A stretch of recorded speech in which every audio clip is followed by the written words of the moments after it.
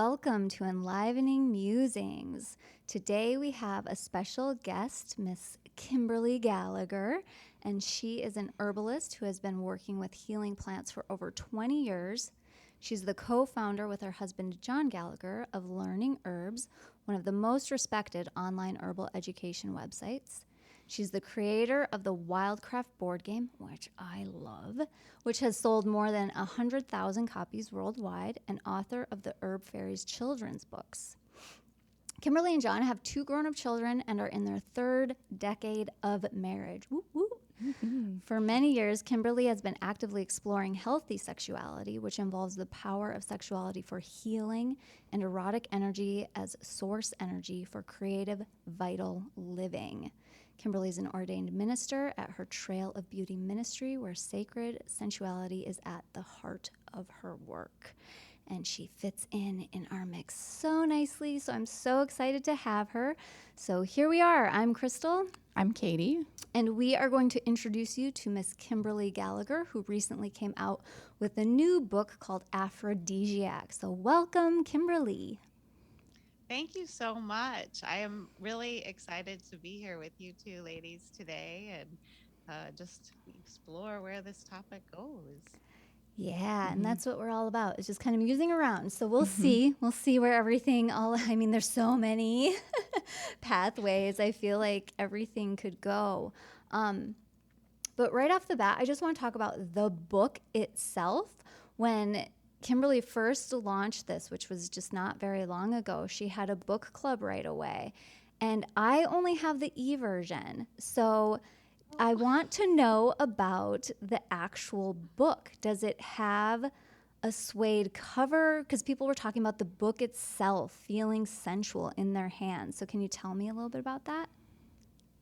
I can, yeah. When I had the idea of creating a book on herbal aphrodisiacs, I had this vision that the book itself would be an aphrodisiac, that it would be a sensual experience for the readers. And so, I did whole photo shoots that included beautiful photography of people and plants, and I put poetry in, and the folks at Hay House, who I published through, were really behind that vision. And, the layout person did a lot of really beautiful touches to the recipes to make everything just gorgeous. And then when I actually got the book in my hands, yeah, it has this amazing cover. It's not suede, but it has what's called a luxury matte or soft touch lamination finish. So it does have this beautiful soft feel to it. And I'll show you the book. I mean, it's just, I'm so amazed about how beautiful it came out. So that's amazing. Yeah. Well, I love the book so much. I'm going to get a copy of it. I just have not done that before this call to actually talk about it myself. So I had to ask, because it's one of those things where I was so grateful to receive it and be able to read it and be with it. And it did that. You totally conveyed that. You made it a sensual experience just reading it. And that's what made me reach out, because it was just the it. And I'm like, yes. Yeah, I think it's definitely one of those books that is worthwhile getting in hard copy form. Yeah. There's an audio version and there's the Kindle version. But yeah, I think it's just so luxuriously gorgeous. So. Well, and now I'm resourcing it all the time, which Kindle's great because I can search for the word and be like, okay, maca smoothie, and see what shows up. And yet I feel like just scrolling through the pages and finding the recipe is going to be more satisfying for me personally. So yeah. Yeah, and they put an amazing index at the back of it. Like I was thinking, gosh, this is such a, all herbal books should have a beautiful index that tells you where, each herb comes in the book. And it's like, oh man, I don't want to have to create that. And then one day it just showed up and I was so excited, all these beautiful touches that happen when you work with a big publishing company. They just like, here's your index. I'm like, fantastic. That's amazing. Yeah, that's so great. Yeah, there's certain books that you just need to have like Yeah. the hardcover. Yeah, I definitely feel like this is one of them. Yeah. Even though sometimes it's easier for me to sit and read on my Kindle or phone when I'm rocking babies to Right. bed.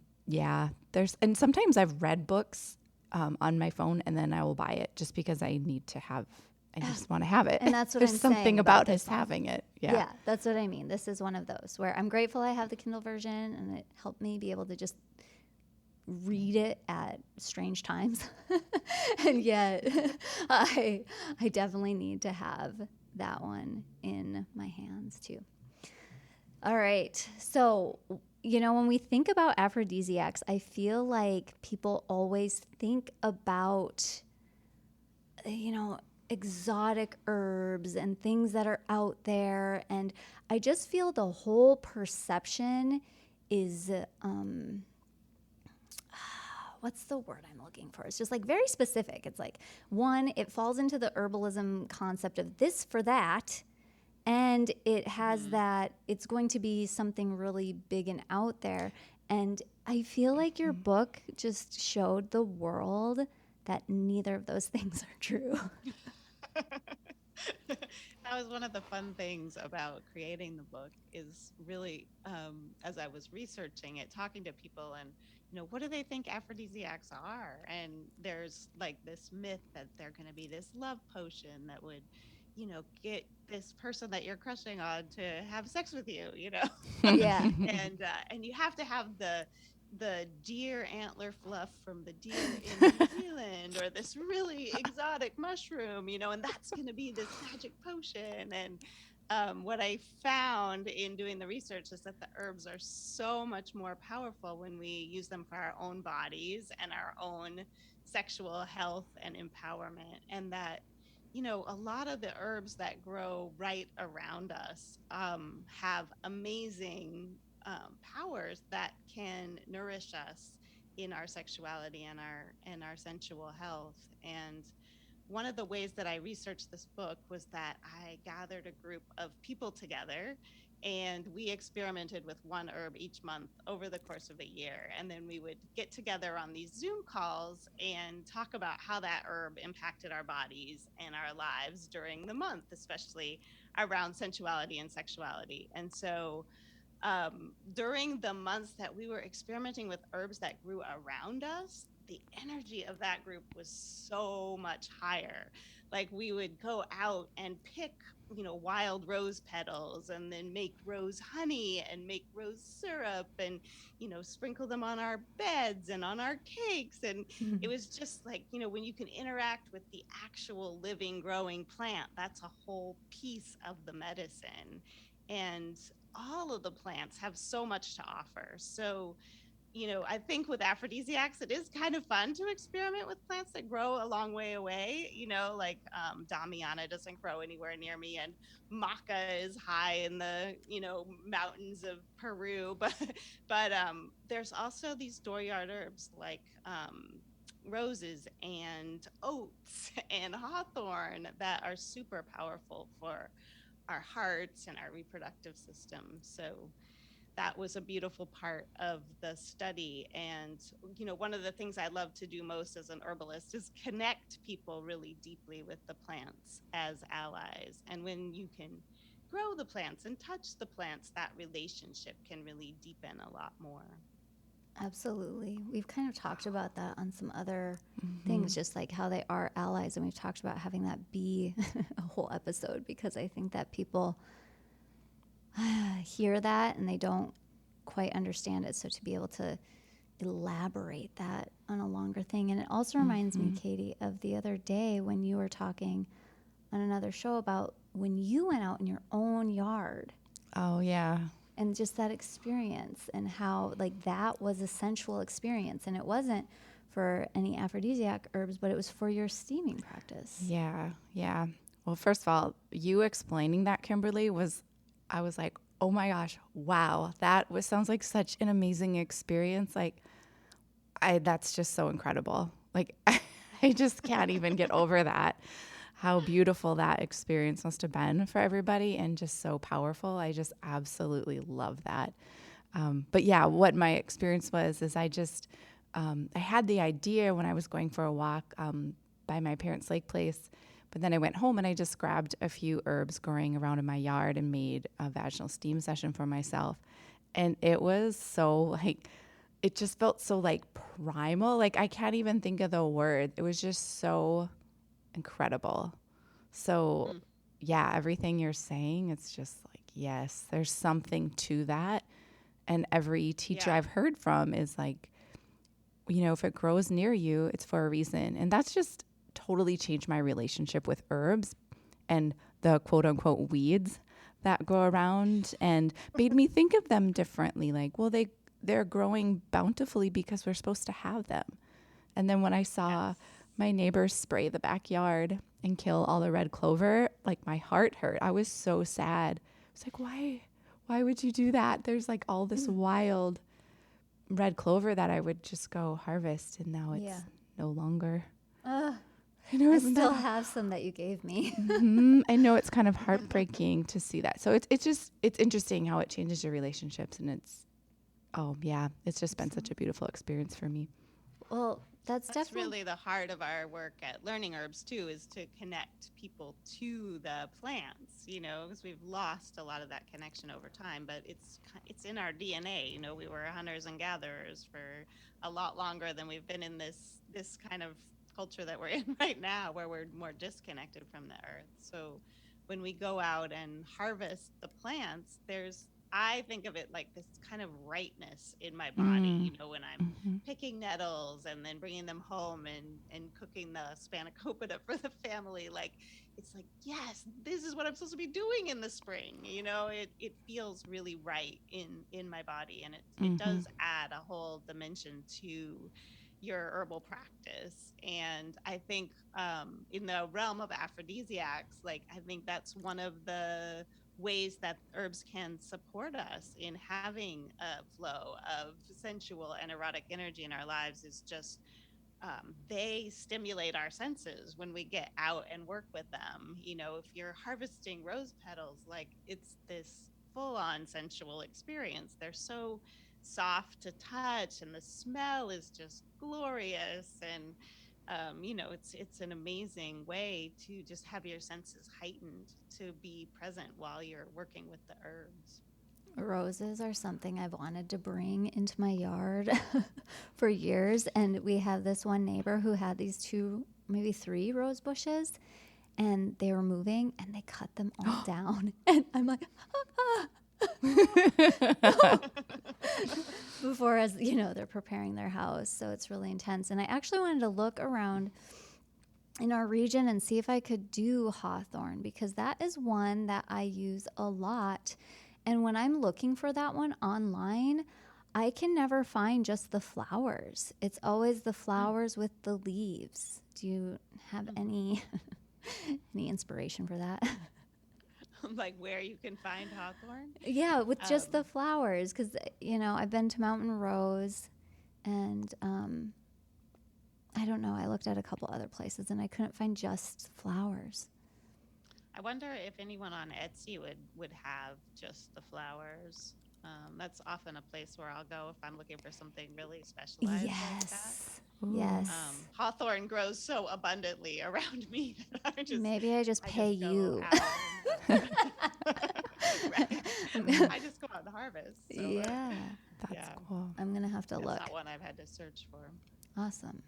Well, just back to that concept of, you know, these aphrodisiacs in the book, a lot of them, I mean, depending on where somebody's at on their journey, somebody might know all of the herbs that are in it. I actually only didn't know one of them, and so now I don't know if I'm even pronouncing it right, but it was eleuthero. Is that how you say it? Eleuthero. Yeah, eleuthero. Okay, so that was the one that was new to me, and I'm excited to play with it. I haven't much because I decided to use a lot of the ones that I already was familiar with and just kind of incorporate them in different ways. But I love how you talked about, I mean, even though you have these recipes that will blend, some of the recipes have multiple herbs in them, and then some are very, very simple and will only have one herb, or, you know, an herb and honey or something, you know, something. I loved that you mentioned that, spending time with one herb and being, possibly being more singular with it as you're getting started. So you really do see which of these is impacting me, which of these is bringing more of that aliveness or turning me on, or how is it impacting my health? What exactly is it doing? So I just kind of wanted to give you some kudos on how I loved how it was laid out to, you know, try singularity, even though you could also try some of these recipes that have multiple herbs. And yeah, I don't know. That's Yeah, Yeah. I think that there's kind of a scattershot approach to herbal products these days. It's like, oh, all of these things help with sleep, so we'll just put all of them into a combination, and something in there will help you sleep. yeah. And if you're using a combo like that, you don't actually know which herb is helping you to sleep. And maybe they're combating each other a little bit in your system. So actually trying milky oat tincture for a while and seeing how that soothes your nervous system and seeing, does that help me sleep? You might only need that. And then you've got a direct relationship with milky oats, versus, if you've got milky oats and tulsi and valerian and skullcap all together, you're like, well, I don't know which one of these things is really working in my body. And I think getting connected with a particular herb and how it affects your body is really powerful. That was one of the practices that I did during my herbal apprenticeship at Ravencroft Garden. They would have us focus on one herb a month, and we would, just drink an infusion of oat straw for that whole month, and then you get a sense of, oh, this is what oat straw does in my body, and a month of drinking nettle infusion, and it was like, whoa, I'm so jittery. And Yeah. it's like, I need, if I'm going to use nettle, I need some oat straw to like bring me back down a few notches, so you start to get that in your own body. And the plants have a lot of healing qualities that work across different bodies, but it's also a relationship, and it's like how that herb is going to affect you might be different from how that affects somebody else. So even within the aphrodisiac circle, we had, different experiences with each of those herbs. Different ones were favorites for different people based on their bodies and what was happening in their lives in that moment. So it's really great to, simple is called, just using one herb at a time, and getting a sense of that herb, and then maybe bringing it in combination, because herbs can work really well together in combination. But it's all a big learning process, and that's a beautiful way to start for yourself and really develop the relationships. Yeah. I love that. I love that approach. It's so beautiful. And I think it ties into so much like the feminine of just slowing down and being patient, which is so important. I mean, for me, especially just to like learn that, because for so much of my life going through years of college and PT school, it was just all about like hard work and memorize everything and all this stuff. And then like getting it done within a certain time frame. So like switching into this sort of work and learning more about it. And really it's like play for me. It reminds me just to like, it's okay to go slow and take your time. Yeah. So I love all of that. You said all that whole approach. It's so true and so beautiful of the way nature works. Just time. Yeah. Yeah, the first chapter of my book is called Slowing Down to Enjoy the Erotic Energy of Life. Yeah. Yeah, Ooh, it's hell a yeah. good theme. When I was connecting with Kimberly just to like set this up, I was saying how much I loved that was the introduction, because as you know, in the stuff that I do, I'll always say move only as fast as the slowest part of you, and that's different, and it's different for everybody, it's different for every day, and it's just that slowness that brings you into your senses and into the moment and really allows all of this to show itself and to be experienced, and I love it. Yeah.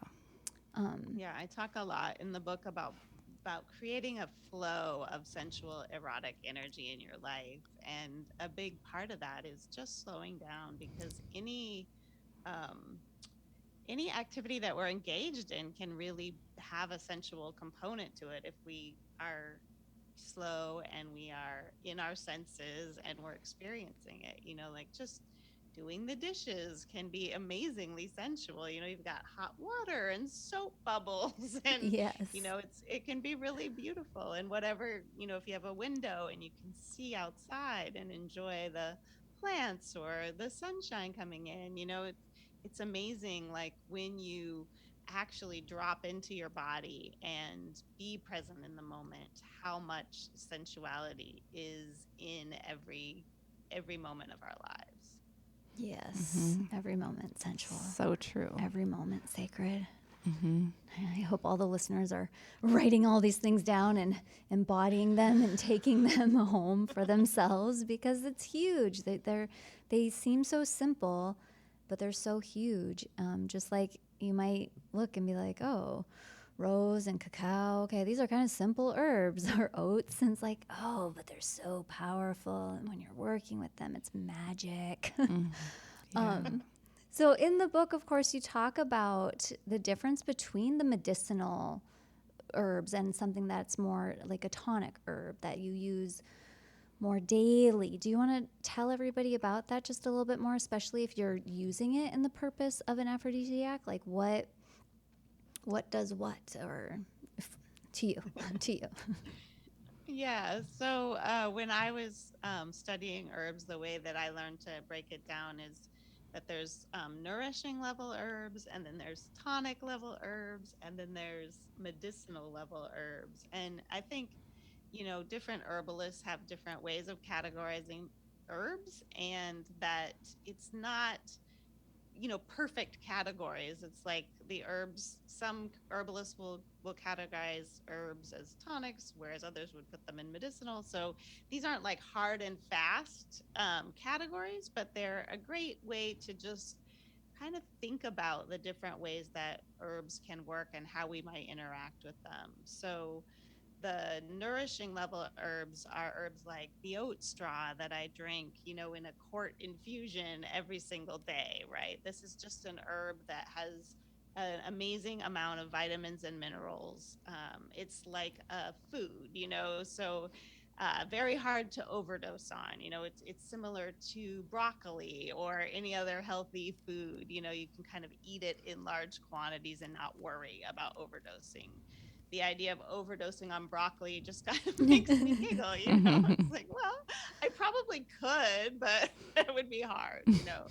Um, and and then there's the tonic level herbs, which in the book I just talk about kind of a medium dose for a certain period of time. So they're somewhere between the medicinal level and these nourishing herbs. So an herb, I think of hawthorn as more of a tonic level herb. It's an herb that we can use to help tone and protect our hearts, and we might have a period of time where we're really needing that. We're needing some extra heart care. And so for a month, we'll do, a little bit of hawthorn cordial every night, or we'll put the hawthorn berries into our soup stock so that we're getting that into our bodies on a regular basis for a period of time. And then take a break for a little bit, and let that settle in, and then see if you need another round of that, or if that completed what you needed from that tonic herb. So that level is kind of in between. And then the medicinal level herbs are herbs that are a lot more potent in their actions. They'll often be used for an acute situation. You might feel the effects of them really quickly when you take them. A lot of herbs work very subtly in our bodies and slowly over a long period of time. But some herbs, you'll feel it right away. Like if I take kava or damiana, like those impacts are immediate for me. Like damiana will drop me out of my head into my body and into my like primal sexual, like I want this and I want it now. Yeah. and Nice. so different herbs are going to have a different, whereas like the oats, right, I take those every day over long periods of time, and they're doing a similar thing because, we have these sayings like sowing your wild oats. This is an herb that actually does have quite a profound effect, but it's much subtler, and it's not like, oh, I just take it and I feel that drop. It's just like, I was drinking the oat straw infusion for years, and I started doing that for the calcium because my calcium levels Mm-hmm. were low and on my blood test. And I was like, okay, I know that oats are high in calcium. So I started doing this regular infusion, and my calcium levels went back up. And then I also found myself in front of a bunch of people teaching about aphrodisiac herbs. And I went, I think there's a correlation here, all these years of oats going into my body has nourished my reproductive system and my sexual organs, and helped create a pretty high libido. So it's just a slow over time kind of thing. But the medicinal level herbs are ones that you want to be a little more careful about dosage, and really check in, like, how much of this do I need, and start at a smaller dose, and then see if you want to raise that over time. And you can also use a nourishing herb or a tonic herb medicinally by increasing the dosage of it. So that's what I mean by they're not Yeah. strict categories, but it's kind of a way of thinking about the potency of the herb and what kind of dose you might want to use it in. So I have a question that I've been thinking about now for a couple weeks because my mom actually came to me and wanted to order this Tulsi. I'm like, I'm going to be making some Tulsi tincture. You can just have some of that. And she's like, but is it going to be the same amount of milligrams or something like that? And so I go, oh gosh, I have no idea. Is there any sort of knowingness how, like, what's the dose in this tincture that I just made? How, like, any sort of measurement tool if I put this much in? I mean, gosh, they're plants. They're all different, right? From every batch that you harvest. Right, right, How, right. without testing it, is there any sort of way to guess the dose To range? know the potency. Yeah. Yeah, so the kind of herbalism that I practice, and sounds like you practice as well, is more folk herbalism, where you're just kind of bringing in the plant material, chopping it up, putting it in a jar, pouring some alcohol over Yeah. it, and like steeping it for 6 weeks and then straining it. And it's really not a standardized dose. We can't Right. exactly know what the dosage of that is. We can play with it and experiment in our bodies and be like, oh, that was a particularly potent batch, Yeah. and so part of the reason to buy a tincture from a well-known tincture company is if you're really needing to know that specific dosage for some reason. That there are ways of standardizing how much is Yeah. how much the dose is for that particular tincture. And I haven't studied at that level to be, precise about the dosages in my tinctures, but the answer is yes, there are ways to do that, and it's a little bit more complicated than the folk herbalism. Not something I really feel like doing. Well, and it kind of ties back to the relationship that you're talking about. Like Yeah. that to me is like the cool part of it, and not using it as like a traditional, the medical system we see now. But again, like how you're saying, Kimberly, like it's you like working with it with your hands, and like that whole process to me is the medicine, right? Like feeling it and smelling it and making it. It's so fun. And you're right, like you said before, it's just in us. It's like a coming home is kind of how I felt. And like, I remember my childhood days running in the fields and picking prairie roses. And, now like that's one of my favorite herbs, is the rose. Right. Yeah. You Yeah. have that long-term relationship with it, right? From all the way from Yeah. childhood. Yeah. So Yeah. So, okay. So that was one question I had for you. And maybe you get asked this a lot, but like, what is your favorite plant, or herb? What is if you had to choose it's one? so hard because so many plants are really dear to me. Yeah. And I feel like sometimes I'm just really completely overwhelmed with gratitude that I found this path, and that I walk outside and like I have these medicinal herb gardens in my yard, and it blows me away. I'm like, oh my gosh, like I did not grow up with that kind of knowledge. I mean, I grew up with some vegetable gardening going on, but like to actually walk out and like know, wow, this plant, I can harvest it and I can bring it in and I can make medicine for my family with it. Like that is just profound to me on a really deep level. Um, and I guess when I started studying herbalism, the plant that is so dear to me, because that's like my first herbal ally, is actually this weed that most people are trying to get out of their garden. So it's chickweed, and that's the first book in my herb fairy series is the chickweed fairy, and I just love that little plant. She's just so delicate, and I can't get her to grow in my yard. I keep trying to like plant seeds or transplant it in, and then all these people are like ripping it out. And anyway, but I love to make pesto out of chickweed, and it's just like very mild kind of salad green that you can use. And then gosh, she's just cooling for burns and cuts, and yeah, she's my favorite. Oh, that's cool. I love that. That's awesome. And I didn't know that. So I love that you asked that.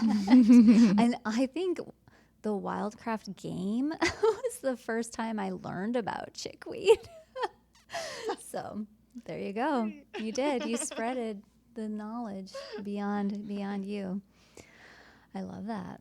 I know. I think that's cool too, Kimberly. You have so many different ways for people to learn about herbs. Like you have your website, you have your books, you have a board game, like children's books. Like it's just like so accessible in so many different ways. That's so cool.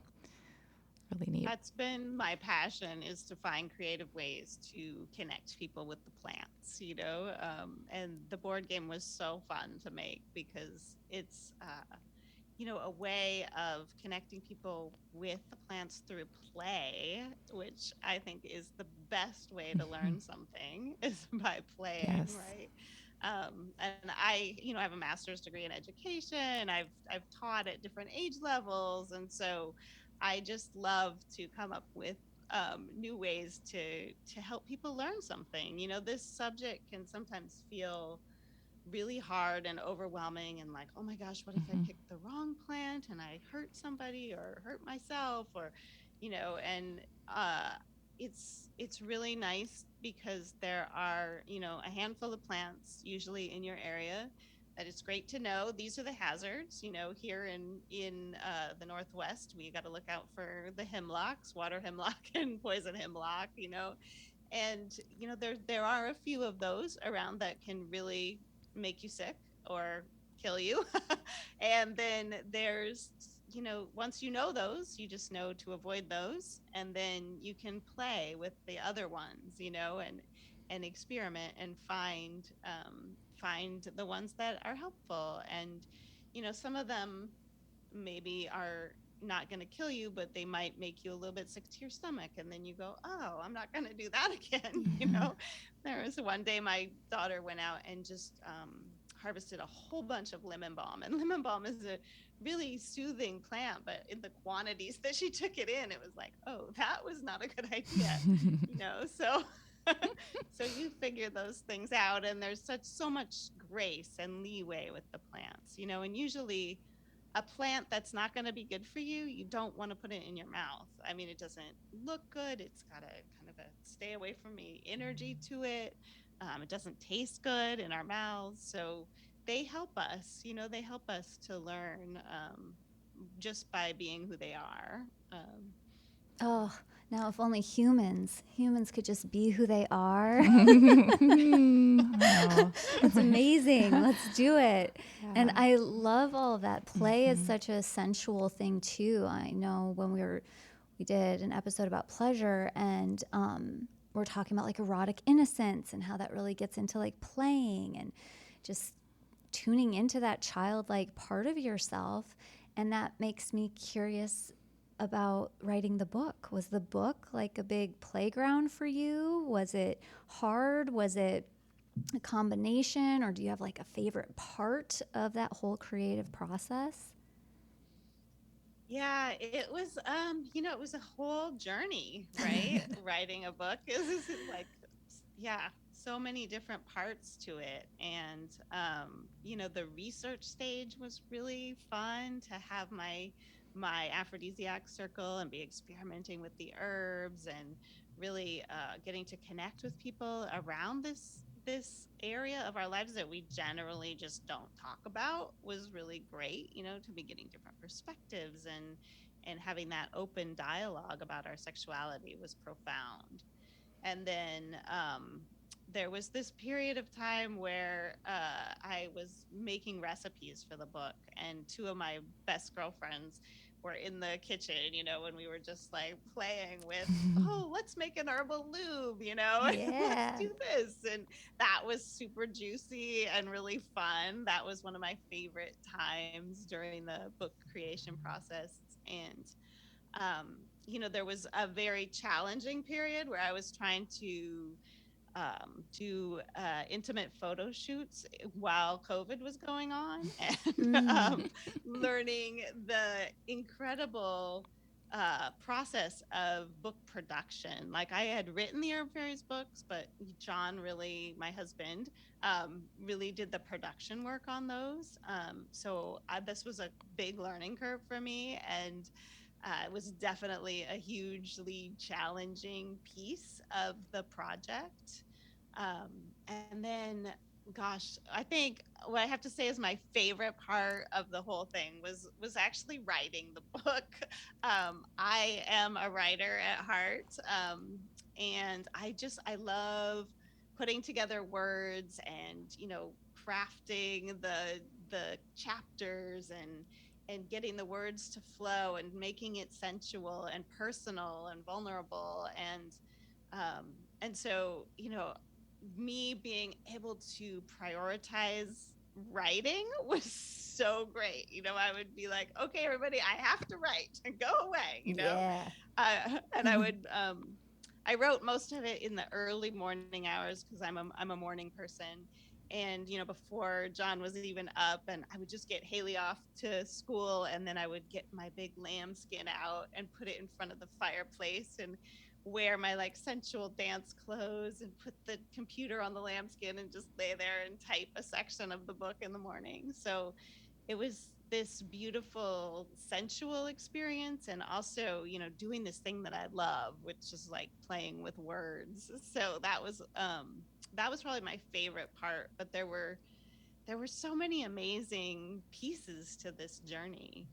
One of the pieces that I didn't even know was going to happen, that was quite surprising, was that as I wrote the book, the recipes and the poetry and all of these pieces were woven into the running text, right? So there's this whole bit of running text where I'm talking about my experiences and the experiences of the aphrodisiac circle. And um and so then when they at Hay House, when they went to make the book beautiful, they took the recipes out of the running text and they took the poetry out of the running text and they made them beautiful, which was just what I wanted them to do. But then I got the layout back and I was like, oh my goodness, like it's all in a different, order. And I was like, this is not going to make any sense Oh. to the reader. And so I spent quite a lot of time doing this complex puzzle work of, like, okay, I couldn't move anything myself, because it was on a program that I don't use. Yeah. So I would just be looking at my computer screen and like, okay, I think if you move this picture to that page and then move that there and that there, and I wrote all these little notes to the designer to like, it was like a puzzle, like Yeah. putting the book together. Once we had all the pieces, and I actually love puzzles, so Me too. it was helpful at that moment. I was like, this is why I've been doing puzzles all my life. So anyway, that was another piece that was actually quite fun. It was a little just unexpected stress at the end, but I did have fun with it as well. So Wow, Yeah. that's cool. What did it feel like to hold it for the first time when it was completed? Oh, Ooh. there's a video of me opening the box. I was like, oh my gosh, my baby, it's like I actually birthed this thing, this gorgeous Yeah. book. It was extraordinary. It was Wow. very extraordinary. It was Where is that video? well, it's probably on our website or on our social media feed, Okay. somewhere way down. It's like the Boxing Day video, of I'm me opening the Oh, opening the book. definitely that's gonna look for awesome. that. That's so sweet. Well, maybe now is even a good time to tell people what is the best way for people to buy the book or find you, follow you, or where do you want to send them? Yeah, so to find me or follow me, the best way is through learningherbs.com. That's our website that John and I created, to help teach people about the herbs. So that's a great place to start. And as far as getting the book, it's really widely available. It's published through Hay House, and you can go to Amazon and order it, and it'll come quite quickly to your doorstep, as Amazon does so beautifully. And that's not my favorite place to recommend, just, because it's such a big company. Right. I love to recommend that you go to your local bookseller and ask them to order it for you. Yeah. Or there's a little sex shop that just went in here where I live on the main street, and they now are able to get it through their distributor. So if you have like a women's empowerment sex shop Oh in your my town, goodness. We go to the have sex shop, somebody. ask them to order it. I have somebody and Mm-hmm. she has multiple stores, one in Texas, one in two in one in Minnesota, two in North Dakota. I think she has 5 stores. I got to go talk to Awesome. Yeah, her. Yeah. love So, that. I mean, I think the more that people go into stores and ask for the book, the more Yes. that, the retailer will be inspired to get it onto their shelf. So that would be my request of all of you, would be to go and ask your local bookseller to carry it, Yeah. or at least order it for you. Yeah. I like asking the library for certain books too, just to like get the awareness too, like make recommendations and stuff when, especially if I've read it, I'm like, you should really have this book on hand. So it's there for more people, right? Like there's so, yeah. Yeah. I guess my, Definitely. my best friend says I'm one of the only people she knows that still uses the library. What? No. But I do I all the love time. libraries. I know. I've always loved libraries. So anyway. Well, you're not the only person I know. I know lots of people who still use the library. Especially when the kids were little, we were at the library all the time. I Yeah. think when your children are young, that's a fabulous place to get Mm-hmm. resources. So For sure. So these last couple topics make me want to ask at least 2 more questions before we hop off here. I know this is one of our longer ones, but that's good. It's juicy information. Mm-hmm. So for a woman who is, still has really young kids and maybe is still using the library because she still has really young kids, reading something like this or thinking about her sensuality or her sexuality might feel like, I don't have time for that. That's a common one. I don't have time for that. Or how am I supposed to squeeze that in? What would be your biggest piece of advice for somebody like that?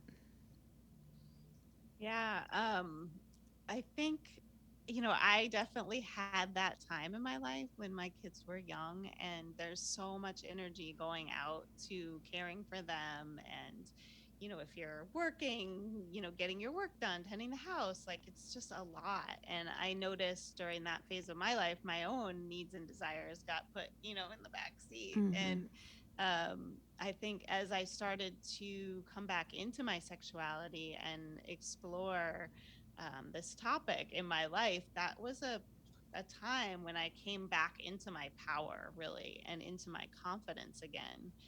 And so, what I think is that we have a tendency in our culture, because there's so much shame and repression and trauma around sexuality, to think of that as something that it's okay to put on the shelf for a while. It's actually probably kind of a good thing to do, because you need to tend your kids and you need to do all these other things that seem so much more important. But what is the truth is that when we are connected to our sexuality and our sensuality, we are more confident, we're more creative, we're more vital. We have a lot more to bring to our children or to whatever we're doing in our lives, which is really the inspiration behind this book, is to help people get that flow of energy going so that they are bringing their gifts more fully to their lives and to the world. And so my advice to anyone who's in that place of like putting that on a shelf for a while is to dare to prioritize it in your life. Make it a priority, bring it back in. And when you have young children, that might mean getting a babysitter, paying a babysitter to take your kids somewhere else so that you and your partner can have a night at home and drop into a juicy sexual connection with each other while you know that your kids' needs are being met. Because if you're needing to multitask and think about whether they're okay, you can't fully be in your body and with your partner. And so, prioritizing it enough to spend the money on a babysitter. Or I had this other great idea, and that is to, find a friend who also has young kids and do a trade, like, and talk to them about why you want to do the trade. Say, Yeah. I really want to prioritize my sexuality and I'd love to do this trade with you. I'll take your kids so that you and your husband can have time, Yeah. or, whatever, so that you're not even, needing to pay the babysitter. And you've also then brought this idea to another family, right? And you're supporting each other in getting those needs met. So that's really it. You've got to make the time for it and value it, and prioritize it so that you can be your best self, right? Yes. Yes. Yes, 1,000%. Love all of that. Love I it know. I'm so sitting much. here like, amen. Yeah. Yes. That was amazing. Yeah. And I feel, it was for me after I had my third and she was an infant still, that all happened for me. And so that was the it. I'm like, yes, this is totally changing my life. And now I can handle parenting with so much more ease because I'm in my vitality and I don't feel depleted and like a martyr and all of that stuff. So that's an amazing answer. Yeah. It's such a huge mindset shift, Yeah. but it's so great hearing you, Kimberly, talk about it. Just knowing there's so many women out there that are like knowing this and experience it themselves in their body and sharing it. It's just makes me so happy because it's your passion, it's my passion, it's Crystal's passion to just have women living full and happy and vital lives. So I just appreciate all And you're doing.